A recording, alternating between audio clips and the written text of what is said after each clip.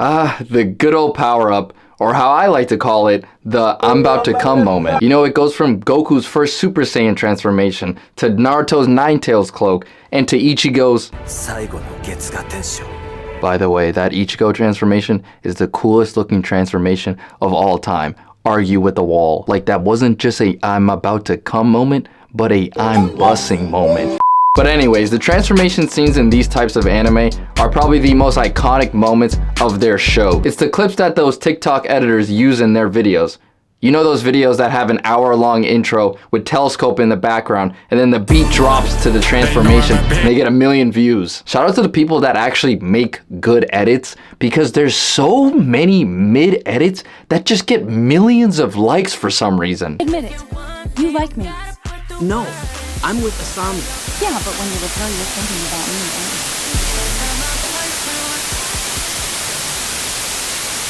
I just sit there in a deep depression, just begging, pleading that one of my horrible videos could just blow up for absolutely no reason too. Like, this is some Hawk Tuah level stuff where it was popular and I had no idea why it was when it was going on. Okay, maybe not. Shit on that thing! That respect. I keep getting off track. The power-up. It symbolizes a point in the show where the character has unlocked a new power, and it will either show the character now be able to overcome their villain, or it's just a time for the show to bait you and double down on how powerful this villain really is. The character just thinks they're him and then they get absolutely obliterated. But the thing with power-ups is, even though they are the most iconic parts of these shows, it's a double-edged sword. Two problems come from doing too many power-ups. The first is that the more you do it, the harder it gets to have that it factor. And the second one is that the more you do it, the higher the power has to go. I gotta give a spoiler warning for the Boruto manga. What I'm bringing up is old news, but in my last Boruto video, I had a dude absolutely pressed in the comments about how I didn't give one. But again, this is old news.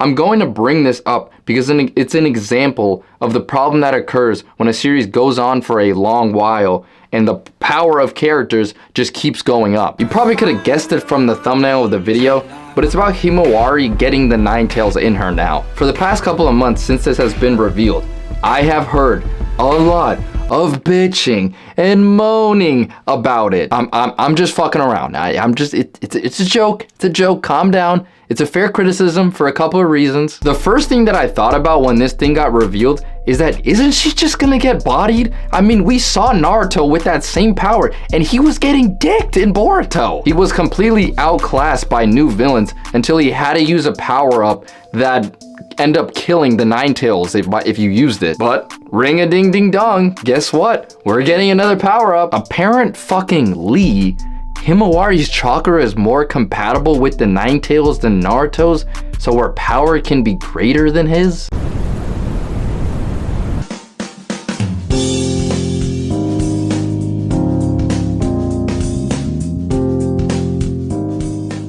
I mean, this is the writers pulling shit out of their ass like 101. Why are we going through this again? Naruto is the reincarnation of the Sage of Six Paths' son.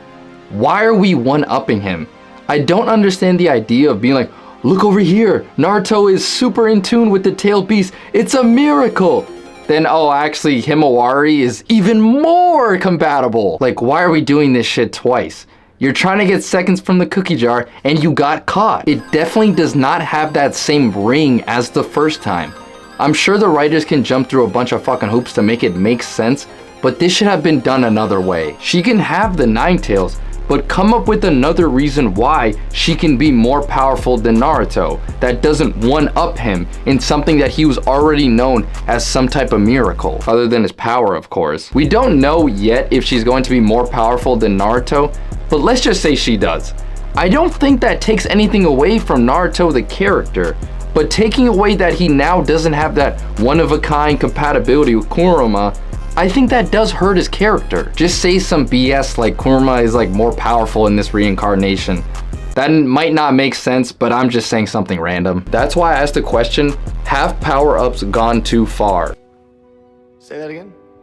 The longer you keep a series going, the less these explanations of why the boost of power makes sense. The reason why this gets a little awkward is because they're trying to use something in the older generation in the newer one. Look at Boruto. No one questions why his power is so great. He gets his power from a newer source that was only brought up at the end of Naruto. So you can do anything you want with him, and it's not gonna mess with anything before because it isn't connected to anything in the past. But with Himawari, you are using an older source of power that was already getting dicked by newer villains, so you have to take it to the bullshit machine to come up with some explanation of why she can be more powerful. This is what plagues series that go on for a long time. The how someone is so powerful becomes more important and harder to make sense. Himawari and Boruto are two examples of what to do and what not to do. One of them gets their power from a different source than everyone in the past, so it doesn't mess with anything. And the other has to step on other characters from the past to gain their power. I know I have been talking shit about this the whole time, but I actually think it's cool that she has the nine tails. It may not make sense, but it is cool. But that's really dumb. But he's so cool! But that's so dumb! Me see cool character, me like. There's like these fan-made animations on YouTube of scenes from the Boruto manga, and there's one showing Himawari in the Nine Tails mode.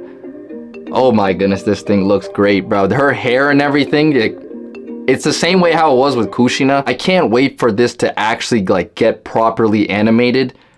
But we have to wait till 2029! Alright, play off the grid. We off the...